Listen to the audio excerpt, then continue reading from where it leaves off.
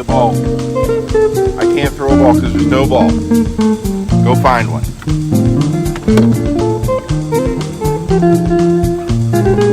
We used to have an Epiphone jazz box.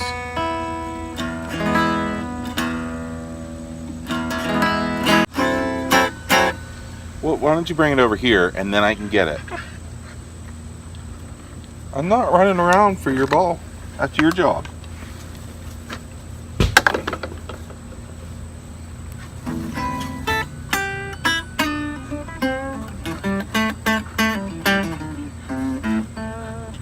But this guitar is really cool for stuff. It works for when we do Christmas shows. For some reason, I can play this the whole show. I don't do any guitar switching because I'm notorious for guitar switching. Everybody gets upset with me. Now they've started to plan the set lists, so there are less guitar changes. Oh boy. That's alright.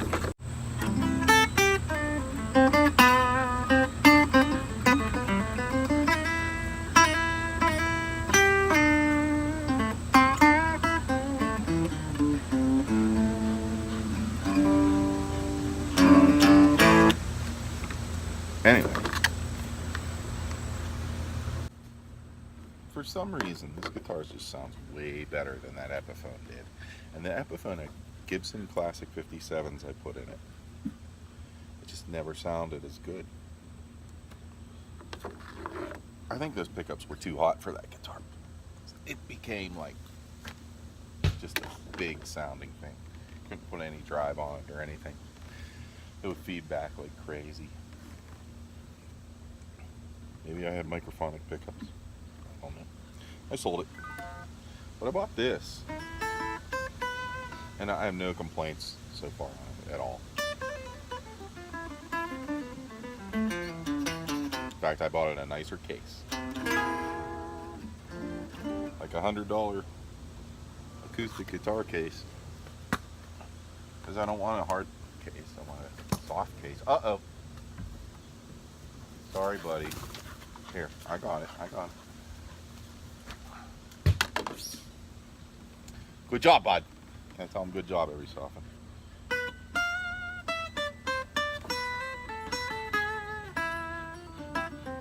I was watching Cheddar Kung Pao this week, and just a little bit. I didn't see much of it.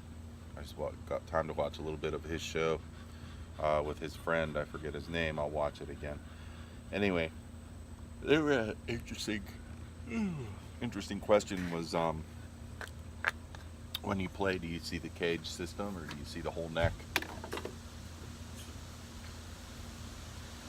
That's what I practice toward. I practice to get better at seeing the whole neck.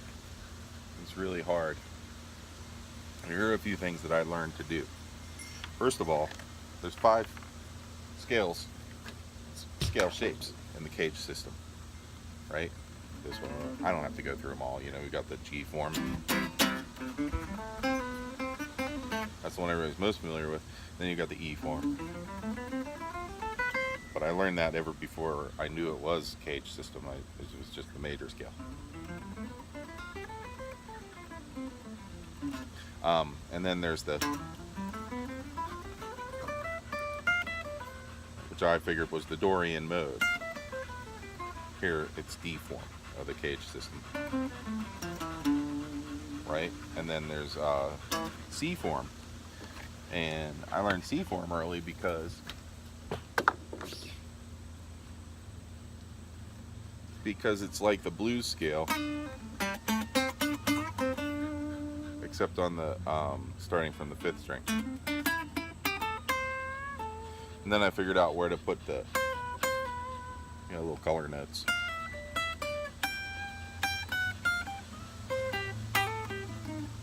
So I like C form a lot. And then there's A form, right?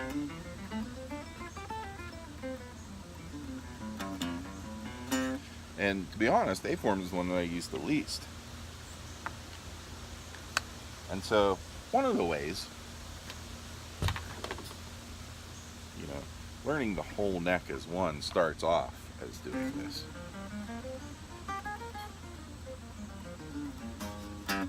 But you have to be sure that you know what does each form look like on each string. So if somebody said to you, G form second string, you would know that. If somebody said to you E form first string, you would know that. C form third string. So that's another way to learn the whole neck, is just taking little parts of it. So that means that you know those really, really well. And then the next thing I would think about as I practice towards this, which I do think about, is playing the diatonic scale going up one string, or the major or minor scale, wherever you are.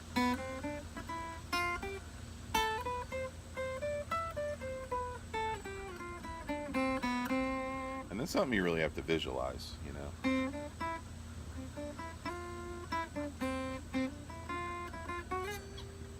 Look, it's St. Elsewhere.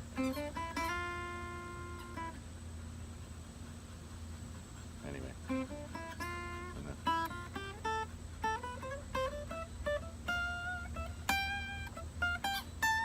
That's really good. And then if you take them in two string groups, right?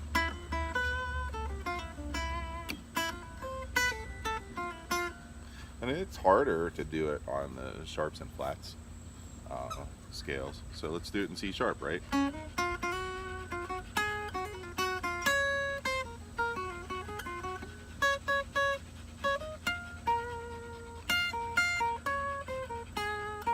So if you can do it on two strings, that's the next step towards seeing the whole scale.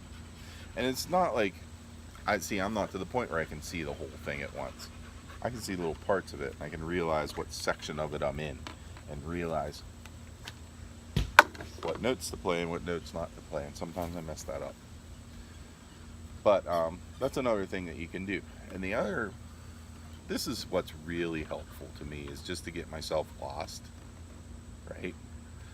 Best way to get myself lost is to play in the A form. I just got lost. So if somebody were going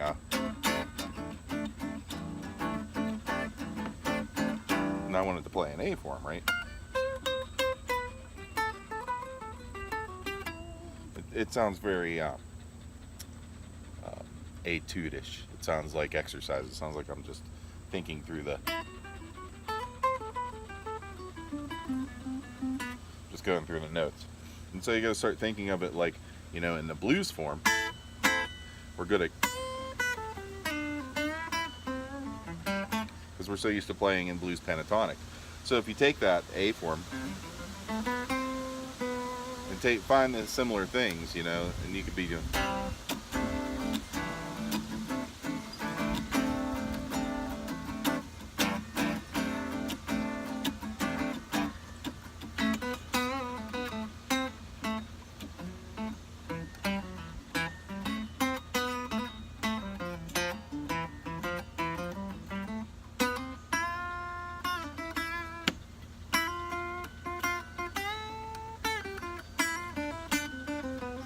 And what I meant by getting lost is now I don't know what I'm in, right? I'm just using my ear.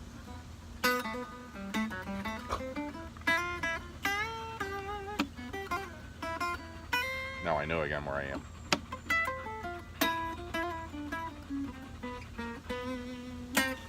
The best thing to do, I think, the best way to handle this is to know all the chords in that key.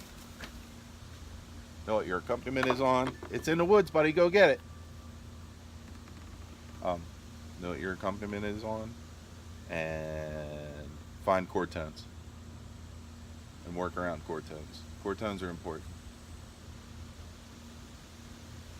If all of the music behind you stops, right, and you're just on a break, you're playing yourself a solo, no accompaniment, people in the audience should be able to hear the bass line behind what you're playing. That's the theory. It doesn't always happen, but it's the theory. So it sounds like I'm on A minor there. I'll play something else, right? It also sounds like A minor, but it could be C.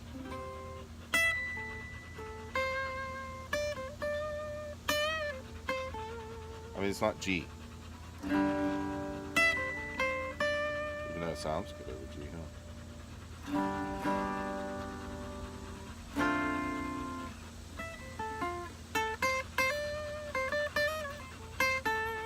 That's pretty cool. It can be different things. When I was a school teacher, I used to teach kids. They would, I wouldn't say they would know what chord I was on, but they know when there was a big tonality change.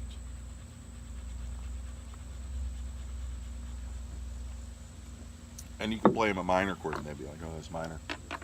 Because I taught them that. I taught them that by doing like, show them a simple song that they know, right?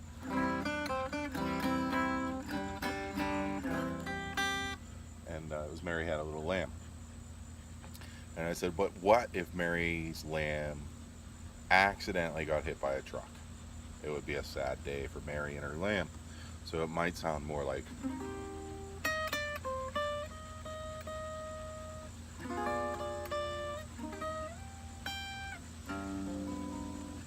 And they got that. They're like, oh, minor is sad. And major is happy. Or minor is scary. And major is triumphant. If you're triumphant, you don't go. No. Excuse me. And if you're sad or scary,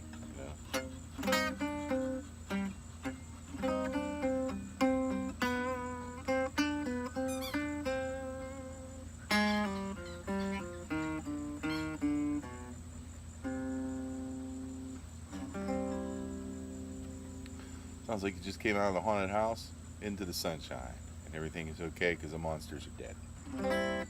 Anyway, musical thoughts for the day. I hope you're all enjoying life.